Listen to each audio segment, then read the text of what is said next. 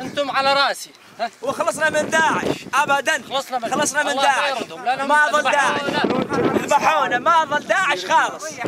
حريه ما ظل داعش. ما ظل داعش ما ظل داعش.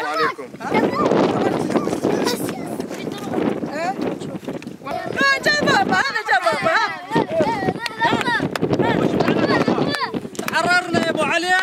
وش معنى دخان؟